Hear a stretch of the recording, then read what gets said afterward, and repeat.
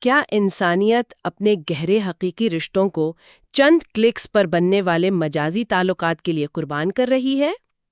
اور اس وقت کیا ہوتا ہے جب حقیقت اور ہمارے تخیل کے درمیان کی لکیر اتنی دھندلا جائے کہ ہم فرق ہی نہ کر پائیں؟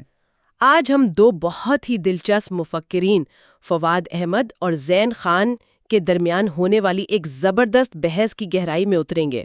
جی، یہ گفتگو اس بارے میں ہے کہ انسانی معاشرہ کہاں جا رہا ہے، روایتی خاندانی نظام سے نکل کر سائبرگ اور میٹاورس کے ایک ایسے مستقبل کی طرف جہاں شاید ہماری ذات ہی بدل جائے۔ بالکل، اور اس بحث کے مرکز میں ایک بنیادی کشمکش ہے کیسی کشمکش؟ کہ جیسے جیسے معاشرہ ترقی کرتا ہے، فرد کی آزادی، اس کی جذباتی ضروریات اور سماجی ڈھانچوں کے درمیان توازن کیسے بگڑتا اور بنتا ہے۔ اچھا، فواد اور زین دونوں حال کا تجزیہ کرتے ہوئے مستقبل کی دو بالکل مختلف اور ایک دوسرے سے متضاد تصویریں پیش کرتے ہیں۔ تو آئیے اس گتھی کو سلجھاتے ہیں کہ ٹیکنالوجی ہمارے اوزاروں کو نہیں بلکہ ہمیں خود کو کیسے بدل رہی ہے۔ اور یہیں سے یہ گفتگو واقعی ذہن کو جھنجھوڑنے والی بن جاتی ہے۔ چلیں شروع سے شروع کرتے ہیں۔ گفتگو کا آغاز زین خان کے ایک مشاہدے سے ہوتا ہے جو شاید ہم سب نے محسوس کیا ہے۔ جی، وہ کہتے ہیں کہ آج کا انسان گہرے طویل مدتی رشتوں سے بھاگتا ہے، اسے وابستگی ایک قید کی طرح لگتی ہے۔ یہ کمٹمنٹ فوبیا کی بات تو ہر جگہ ہوتی ہے نا؟ بالکل ہوتی ہے۔ لیکن زین خان اسے صرف ایک احساس نہیں مانتے۔ تو پھر اس کی جڑیں کہاں ہیں؟ کیا یہ صرف ایک فیشن ہے؟ یہاں فواد احمد کا تجزیہ جو ہے وہ اس مسئلے کی تہ تک پہنچتا ہے۔ وہ اسے صرف آج کا مسئلہ نہیں سمجھتے بلکہ اسے صنعتی دور سے شروع ہونے والی انفرادیت پسندی یعنی انڈیویجولزم کی لہر سے جوڑتے ہیں۔ یعنی یہ مسئلہ کافی پرانا ہے۔ جی، ان کا کہنا ہے کہ پچھلی 2 صدیوں سے ہماری سب سے بڑی قدر فرد کی آزادی بن گئی ہے۔ یعنی پرسنل فریڈم۔ بالکل، اس کا نتیجہ یہ نکلا کہ فرد اپنی جبلی خواہشات کو پورا کرنے کو ہی زندگی کا مقصد سمجھنے لگا ہے۔ وہ کوئی اعلیٰ مقصد طے نہیں کرنا چاہتا، کیونکہ جیسے ہی آپ کوئی مقصد طے کرتے ہیں، آپ کی آزادی کسی حد تک محدود ہو جاتی ہے۔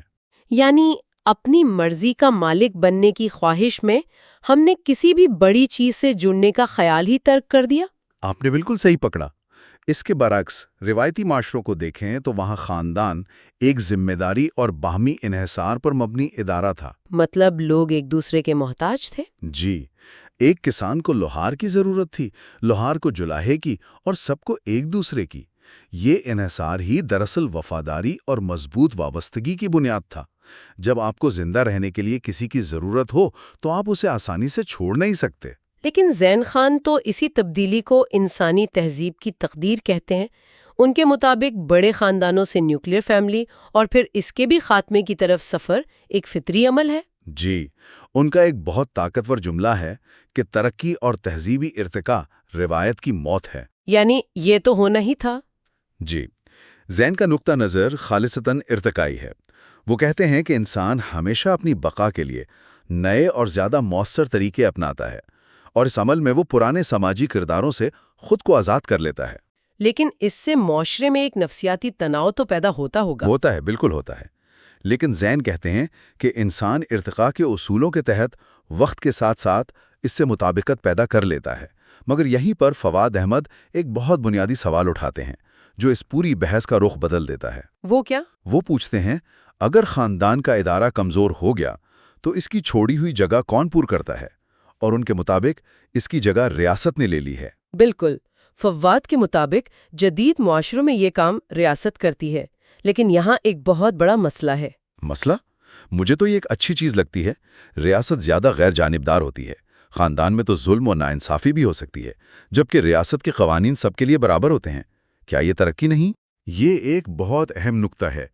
عملی طور پر یہ ترقی لگتی ہے، لیکن فواد اس کے جذباتی اور نفسیاتی اثرات کی بات کرتے ہیں۔ اچھا۔ ان کی دلیل یہ ہے کہ ریاست ایک مصنوعی شخص یا فکٹیشس پرسن ہے۔ وہ آپ سے غیر ذاتی اصولوں یعنی امپرسنل رولز کے تحت معاملہ کرتی ہے۔ یعنی حکومت کے لیے ہم صرف ایک شناختی کارڈ نمبر ہیں۔ بالکل۔ اس کے برعکس خاندان کا رشتہ محبت، قربانی اور جذباتی بندھن پر مبنی تھا۔ تو ریاست نے آپ کا عملی خلا تو پر کر دیا، لیکن ایک بہت بڑا جذباتی خلا پیدا کر دیا، جس نے فرد کو تنہا اور خود مرکز بنا دیا۔ جی، سیلف اورینٹڈ بنا دیا ہے۔ یہ ایسا ہی ہے جیسے آپ نے ایک گرم بے ترتیب گھر کو چھوڑ کر ایک ٹھنڈے منظم سرکاری دفتر میں پناہ لے لی ہو۔ آپ کو سہولیتوں تو مل گئیں لیکن وہ اپنائیت ختم ہو گئی۔ واہ، یہ بہت گہری بات ہے۔ تو یہ جو جذباتی خلا پیدا ہوا، اسے بھرنے کے لیے انسان کہاں جاتا ہے؟ ظاہر ہے اپنی اسکرینوں کی طرف۔ اور زین خان کے مطابق ہم ورچوئل سوسائٹیز یعنی سوشل میڈیا اور آن لائن کمیونٹیز کا رخ کرتے ہیں۔ یہیں سے بات اور دلچسپ ہو جاتی ہے، اور زین خان اسے ایک بہت ہی دلچسپ نام دیتے ہیں، خواہشات کا معاشرہ یا سوسائٹی آف ومز۔ خواہشات کا معاشرہ، یہ سننے میں جتنا آزاد لگتا ہے اتنا ہی خوفناک بھی۔ جی، یہ ایک ایسی دنیا ہے جہاں آپ اپنی سہولت، اپنی مرضی اور اپنی ضرورت کے مطابق تعلقات بناتے ہیں، اور جب وہ ضرورت پوری ہو جاتی ہے یا آپ بور ہو جاتے ہیں تو آپ ایک بٹن دبا کے اسے ختم کر دیتے ہیں۔ اس کا فائدہ تو یہ ہے کہ فرد کی آزادی میں کوئی مداخلت نہیں ہوتی، کوئی توقعات نہیں، کوئی ذمہ داری نہیں۔ بالکل، لیکن اس کا ایک تاریک پہلو بھی ہے۔ اور وہ کیا ہے؟ اس کا مطلب تو یہ ہوا کہ ہم دوسرے انسانوں کو اپنی وقتی ضروریات پورا کرنے کا ایک ذریعہ سمجھنے لگے ہیں، جیسے کوئی ایپ ہو، استعمال کیا اور پھر ڈیلیٹ کر دیا۔ یہی اس کا نقصان ہے۔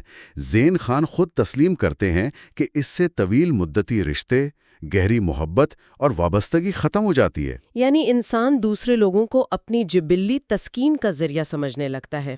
جی، اور زندگی کے معنی بھی بہت لمحاتی اور خود ساختہ ہو جاتے ہیں۔ آج آپ کا مطلب گیمنگ کمیونٹی ہے، کل کوئی اور گروپ، کوئی مستقل ٹھوس بنیاد نہیں رہتی۔ یہاں سے بحث مستقبل میں اور گہری ہوتی ہے اور سائنس فکشن کی دنیا میں داخل ہو جاتی ہے۔ فواد احمد اس گفتگو کو سائبورگ اور مکسڈ ریالٹی کے دور تک لے جاتے ہیں۔ جی، اور ان کا ایک بہت ہی منفرد نظریہ ہے جو ہمارے جسم کے پٹھوں یعنی مسلز اور ہمارے دماغ یعنی مائنڈ کے تعلق پر مبنی ہے۔ یہ کیا نظریہ ہے؟ فواد کا نظریہ بہت دلچسپ ہے۔ وہ کہتے ہیں کہ انسانی ارتقاء کو سمجھنے کی چابی ہمارے جسم اور ذہن کے بدلتے ہوئے توازن میں ہے۔ جیسے جیسے ٹیکنالوجی بڑھتی ہے، جسمانی مشقت کم ہوتی جاتی ہے اور تجریدی سوچ یعنی امیجنیشن کی صلاحیت بڑھتی جاتی ہے۔ بالکل، وہ اس کی ایک تاریخ بیان کرتے ہیں۔ پہلے شکاری معاشرہ تھا جہاں زندہ رہنے کے لیے پٹھوں کا استعمال سب سے اہم تھا۔ اس دور میں تجریدی سوچ بہت محدود ہوگی۔ جی، جو زیادہ سے زیادہ روح پرستی یا اینیمزم تک جاتی تھی، یعنی ہر چیز میں ایک روح کا تصور۔ پھر صنعتی معاشرہ آیا جہاں مشینوں نے جسمانی کام کم کر دیا اور تجریدی سوچ میں اضافہ ہوا۔ جیسے ریاست، قانون، کارپوریشنز، یہ سب تجریدی تصورات ہی تو ہیں۔ بالکل، جنہیں ہم نے حقیقت مان لیا ہے۔ اور اب ہم ٹیکنالوجیکل معاشرے میں داخل ہو رہے ہیں، یعنی سائبر کا دور، جہاں جسمانی مشقت تقریباً ختم ہو جائے گی اور تجریدی سوچ کی صلاحیت ہزاروں گنا بڑھ جائے گی۔ یعنی خلاصہ یہ ہے کہ کم پٹھے، زیادہ دماغ۔ جیسے جیسے ہمارے جسم کم کام کرتے ہیں، ہمارا ذہن زیادہ تجریدی کام کرتا ہے۔ جی، جو ہمیں درختوں میں روحیں دیکھنے سے لے کر کاغذ پر کارپوریشنز بنانے تک اور آخرکار ہمارے ذہنوں میں پوری حقیقتیں بنانے تک لے جاتا ہے۔ کیا میں نے صحیح سمجھا؟ آپ نے بالکل صحیح سمجھا، اور فواد اس پورے عمل کو مشہور ماہر نفسیات ژان پیاجے کے نظریے سے تشبیہ دیتے ہیں۔ پیاجے کے بچوں کی ذہنی نشوونما کے نظریے سے؟ جی، پیاجے نے بتایا تھا کہ ایک بچہ کیسے ذہنی طور پر بڑا ہوتا ہے۔ وہ پہلے صرف اپنی حسیات یعنی سینسیشنز سے سیکھتا ہے، چھو کر، چکھ کر، اور پھر آہستہ آہستہ وہ تجریدی تصورات کو سمجھنے کے قابل ہوتا ہے۔ جیسے ریاضی یا انصاف۔ بالکل، فواد کے مطابق انسانیت بحیثیت مجموعی اسی سفر سے گزر رہی ہے۔ ٹھیک ہے، میں سمجھ گئی۔ ہمارا مستقبل یہ ہے کہ ہم اپنی اندرونی خیالی دنیا میں رہیں گے۔ لیکن میرا ایک سوال ہے۔ جی، پوچھیں۔ میری اندرونی دنیا میں تو کچھ تاریک کونے بھی ہیں۔ اگر بیرونی دنیا کو منظم کرنے کے لیے ریاست تھی، تو سائبر سپیس کی اس اندرونی دنیا میں فرد کو اس کی اپنی تاریک نفسیات سے بچانے کے لیے کون سی اتھارٹی ہوگی؟ کون اصول بنائے گا؟ یہ اس بحث کا کلائمیکس ہے، اور فواد کا نتیجہ یہ ہے کہ یہ اتھارٹی عقیدہ یعنی بلیف، یہ مذہب ہوگا۔ جی، یہ بات بہت حیران کن ہے۔ عام طور پر تو یہ سمجھا جاتا ہے کہ ٹیکنالوجی اور سائنس مذہب کی ضرورت کو کم کر دیتے ہیں۔ لیکن فواد اس کے بالکل الٹ کہہ رہے ہیں۔ وہ یہ کہہ رہے ہیں کہ ہماری اندرونی دنیا اتنی پیچیدہ اور خطرناک ہو جائے گی کہ اسے قابو میں رکھنے کے لیے ہمیں مذہب کی پہلے سے زیادہ ضرورت پڑے گی۔ جی، ان کے مطابق مذہب کا بنیادی کام ہی باطن کی پاکیزگی ہے، جسے اسلامی اصطلاح میں تزکیہ کہتے ہیں۔ تو اس لیے وہ یہ نتیجہ اخذ کرتے ہیں کہ ٹیکنالوجی کا یہ آنے والا دور مذہب کے لیے تاریخ کا سب سے زیادہ متعلقہ اور ضروری دور ہوگا۔ یہ ایک بہت بڑا اور چونکا دینے والا دعویٰ ہے۔ بالکل، لیکن دوسری طرف زین خان اس نتیجے سے بالکل بھی اتفاق نہیں کرتے۔ وہ کہاں سے اختلاف شروع کرتے ہیں؟ زین اس بات سے تو اتفاق کرتے ہیں کہ انسان تجریدی سوچ کی طرف بڑھ رہا ہے، لیکن ان کے نزدیک اس سفر کا مقصد حسیاتی لذت یعنی سینسری ایکسپیرینسز کا حصول ہی رہے گا۔ اچھا، وہ کہتے ہیں کہ انسان صرف خیالی دنیا میں پناہ لے کر زندہ نہیں رہ سکتا۔ ہمارا دماغ، ہماری پوری بائیولوجی آکسیٹوسن اور ڈوپامن جیسے ہارمونز پر چلتی ہے۔ اور یہ ہارمونز جسمانی اور حسیاتی تجربات سے جڑے ہیں؟ جی ہاں۔ تو زین کے مطابق مستقبل کا انسان اپنی اس جدید تجریدی سوچ کو اپنے جسم سے فرار کے لیے نہیں، بلکہ اپنے جسم کو زیادہ بہتر اور شدید قسم کے تجربات دینے کے لیے استعمال کرے گا۔ بالکل درست، جیسے انتہائی حقیقت پسندانہ ورچوئل گیمز یا پھر اپنی مرضی کے مطابق بنائے گئے روبوٹ ساتھی۔ تو ان کے مطابق انسان اپنی تجریدی سوچ کو بہتر حسیاتی تجربات حاصل کرنے کے لیے استعمال کرے گا۔ جی، اس کے لیے وہ فزیکل روبوٹس یا ہولوگرامز کا سہارا لے گا۔ اس لیے زین کے مطابق مستقبل کے انسان کو اپنے باطن کی پاکیزگی کے لیے کسی روایتی عقیدے یا مذہب کی کوئی ضرورت نہیں ہوگی۔ اگر مذہب کی ضرورت نہیں ہوگی تو پھر اخلاقیات اور خود شناسی کہاں سے آئے گی؟ زین پیش گوئی کرتے ہیں کہ نئے جدید غور و فکر کے علوم یعنی کانٹمپلیٹو سائنسز تیار ہوں گے جو کسی مخصوص نظریے کی پابندی کے بغیر انسان کو خود شناسی میں مدد دیں گے۔ اور یہیں وہ نیٹشے کے فوق البشر یعنی اوبرمنش کا تصور پیش کرتے ہیں۔ جی، یہ فوق البشر کا تصور اکثر سننے میں آتا ہے، لیکن یہ کافی ڈراماٹک لگتا ہے۔ زین کا اس سے اصل میں کیا مطلب ہے؟ نیٹشے کے نزدیک یہ وہ انسان ہے جو پرانی مسلط کی گئی اخلاقیات سے خود کو آزاد کر لیتا ہے۔ یعنی اچھے اور برے کے روایتی مذہبی تصورات سے؟ جی، اور وہ اپنی اقدار خود تخلیق کرتا ہے۔ وہ کسی آسمانی حکم کا محتاج نہیں ہوتا، بلکہ اپنی مرضی کا مالک خود ہوتا ہے۔ تو زین کے مطابق مستقبل کا ٹیکنالوجی سے لیس انسان یہی بنے گا؟ ہاں، وہ اپنی موجودہ اخلاقی کمزوریوں پر قابو پا کر ایک نئی ارتقائی منزل پر پہنچے گا، جہاں اسے پرانے خداؤں یا مذاہب کی ضرورت نہیں رہے گی۔ تو ہم نے دو بالکل مختلف مستقبل دیکھ لیے۔ ایک طرف فواد کا انسان ہے جو مذہب کی طرف لوٹتا ہے، اور دوسری طرف زین کا فوق البشر ہے جو تمام روایتوں کو توڑ کر اپنی اخلاقیات خود بناتا ہے۔ آئیے ان دونوں نظریات کو براہ راست ٹکراتے ہوئے دیکھتے ہیں۔ مثال کے طور پر ہیپٹک ٹیکنالوجی پر ان دونوں کا کیا موقف ہے؟ یہ ایک بہترین مثال ہے جہاں ان کا اختلاف واضح ہوتا ہے۔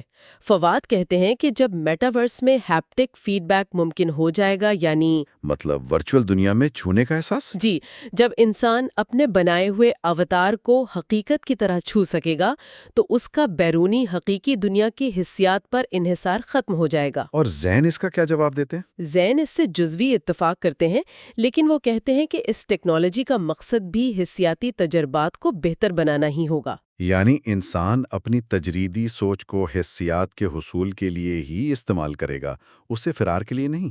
بالکل، وہ کہتے ہیں کہ ہم ہمیشہ سے اپنی خیالی دنیا کو جسمانی شکل دینے کی کوشش کرتے رہے ہیں، کہانیوں سے، مجسموں سے، فلموں سے۔ اور مستقبل میں بھی یہی کریں گے، بس ہمارے اوزار زیادہ جدید ہوں گے۔ درست۔ اور ان ورچوئل دنیاؤں میں انسانی تعلقات کی نوعیت کیا ہوگی؟ زین کے مطابق یہ تعلقات سوشل میڈیا کی طرح لمحاتی یا ٹرانزیکشنل ہوں گے۔ لوگ اپنی تنہائی دور کرنے اور اپنی خواہشات پوری کرنے کے لیے تعلقات بنائیں گے، اور جیسے ہی ضرورت ختم ہوگی، تعلق بھی ختم ہو جائے گا۔ یہ ایک خواہشات کا معاشرہ ہوگا۔ اس کا فائدہ یہ ہوگا کہ فرد کی آزادی برقرار رہے گی، اسے کسی طویل مدتی وابستگی میں قید نہیں ہونا پڑے گا۔ یہ تو بہت ہی کھوکھلا اور اداس مستقبل لگتا ہے۔ لیکن کیا یہ دونوں مفکرین یہ تسلیم کرتے ہیں کہ یہ سب ابھی صرف پیش گوئیاں ہیں؟ جی ہاں، دونوں اس بات پر متفق ہیں کہ یہ سب قیاس آرائیاں ہیں۔ ذہن تو خاص طور پر اس بات کی نشاندہی کرتے ہیں کہ ہم ایک بہت بڑی غلطی کر رہے ہیں کیا؟ کہ ہم مستقبل کے انسان کو موجودہ انسان کی نفسیات سے پرکھ رہے ہیں۔ صحیح۔ وہ کہتے ہیں کہ یہ انسرٹن ممکن ہے کہ مستقبل کے انسان کی نفسیاتی ضروریات ہی ہم سے بالکل مختلف ہوں۔ شاید اسے ہماری طرح کے گہرے جذباتی رشتوں کی ضرورت ہی نہ ہو۔ یہ ایک بہت اہم نقطہ ہے۔ لیکن اس پوری بحث میں ایک اور بہت بڑا اور شاید سب سے اہم سوال پیدا ہوتا ہے، آزادی کا کیا ہوگا؟ جی، زین اس بات پر تشویش کا اظہار کرتے ہیں کہ ان ورچوئل دنیاؤں کو کنٹرول کرنے والی بڑی کارپوریشنز خدا جیسی طاقتور ہو جائیں گی۔ کیا یہ ایک حقیقی خطرہ ہے؟ بالکل، اور یہ زین کے نظریے کا ایک تشویشناک پہلو ہے۔ وہ کہتے ہیں کہ میٹاورس کو کنٹرول کرنے والی کمپنیاں خدا جیسی صفات کی مالک ہوں گی۔ یعنی وہ ہر جگہ موجود ہوں گی، سب کچھ جانیں گی اور ہمارے ہر عمل کو دیکھ سکیں گی۔ جی، اور زین یہ خدشہ بھی ظاہر کرتے ہیں، اگرچہ وہ اس پر غیر یقینی ہے، کہ یہ طاقتیں شاید نہ صرف ہمارے رویے کو کنٹرول کر سکیں بلکہ ہمارے ارادوں کو بھی بدلنے کی صلاحیت رکھتی ہوں۔ جی، ایسی صورتحال میں انسانی آزادی کا کیا مطلب رہ جائے گا؟ یہ تو بہت خوفناک تصویر ہے۔ اس کے جواب میں فواد کا کیا موقف ہے؟ فواد اس بحث کو عملی سے زیادہ فلسفیانہ سطح پر لے جاتے ہیں۔ وہ کانٹ اور امام فراہی کے حوالے سے جبر و قدر یعنی فری ول ورسز ڈٹرمنزم کی کلاسیکی بحث چھیڑتے ہیں۔ اچھا، ان کا موقف ہے کہ انسانی ارادے کی آزادی ایک عقلی ضرورت ہے، ایک ریشنل نیسیسٹی ہے۔ اسے سائنسی طور پر ثابت یا رد نہیں کیا جا سکتا؟ نہیں کیا جا سکتا۔ یہ ہمارا ایک اندرونی بنیادی احساس ہے کہ ہم آزاد ہیں، چاہے بیرونی حالات کچھ بھی ہو۔ تو ایک مفکر آزادی کو ایک عملی سماجی مسئلے کے طور پر دیکھ رہا ہے جسے ٹیکنالوجی سے خطرہ ہے، جبکہ دوسرا اسے ایک ناقابل تردید فلسفیانہ حقیقت مان رہا ہے۔ بالکل، ایسا لگتا ہے کہ وہ دونوں ایک ہی موضوع پر لیکن مختلف سطحوں پر بات کر رہے ہیں۔ اور زین اس بحث کو ایک اور قدم آگے لے جاتے ہیں۔ جی، وہ کہتے ہیں کہ شاید آزادی کا ہمارا تصور ہی ٹیکنالوجی کے ساتھ بدل جائے۔ کیسے؟ جب مشینیں تمام مشکل کام سنبھال لیں گی اور انسان کو بقا کی جدوجہد سے آزادی مل جائے گی، تو شاید انسانیت ایک نئی ارتقائی حالت یعنی ٹرانس ہیومنزم میں داخل ہو جائے گی، جہاں زندگی کے مقاصد ہی نئے ہوں گے اور آزادی کے معنی بھی نئے ہوں گے۔ بالکل۔ ٹھیک ہے، یہ کافی گہری اور پیچیدہ بحث ہے۔ اگر ہم اس پوری گفتگو کو سمیٹیں تو ہم کہاں کھڑے ہیں؟ اس کا خلاصہ یہ ہے کہ یہ بحث ہمیں انسانی وجود کے بنیادی سوالات پر لا کھڑا کرتی ہے۔ ہمارے سامنے دو راستے ہیں۔ ایک طرف فواد کا نظریہ ہے، جو ٹیکنالوجی کے عروج میں روح اور عقیدے کے لیے ایک نیا مرکزی کردار دیکھتا ہے۔ ان کے مطابق انسان اپنی پیچیدہ ہوتی اندرونی دنیا کو منظم کرنے کے لیے بالآخر مذہب کی طرف واپس آئے گا۔ اور دوسری طرف زین کا تصور ہے، جہاں انسان روایتی بندھنوں، خاندان اور مذہب سے آزاد ہو کر اپنی اخلاقیات اور زندگی کے معنی خود تخلیق کرے گا، اور شاید نیچے کے فوق البشر کی شکل اختیار کر لے۔ جی، تو یہ مکالمہ ہمیں مستقبل کے دو بالکل مختلف نقشے دکھاتا ہے۔ یہ صرف ٹیکنالوجی کے بارے میں نہیں ہے، بلکہ اس بارے میں ہے کہ اس ٹیکنالوجی کو استعمال کر کے انسان بننا کیا چاہے گا۔ بالکل، یہ ہمیں اپنی آزادی، اپنے رشتوں اور زندگی کے معنی کے بارے میں گہرائی سے سوچنے پر مجبور کرتا ہے۔ یہ سوالات اب سائنس فکشن نہیں رہے، ہے نا؟ نہیں، یہ اب ہمارے دروازے پر دستک دے رہے ہیں۔ آخر میں ایک سوال سوچنے کے لیے چھوڑ جاتے ہیں۔ اگر حقیقت اور خیال کے درمیان کی لکیر مکمل طور پر مر جائے اور ہم اپنی مرضی کی دنیا اور اپنی مرضی کے ساتھی بنا سکیں، تو کیا ہم زیادہ بامعنی اور خوشگوار زندگی گزاریں گے، یا اپنی ہی بنائی ہوئی سنہری خیالی دنیاؤں میں ہمیشہ کے لیے قید ہو جائیں گے؟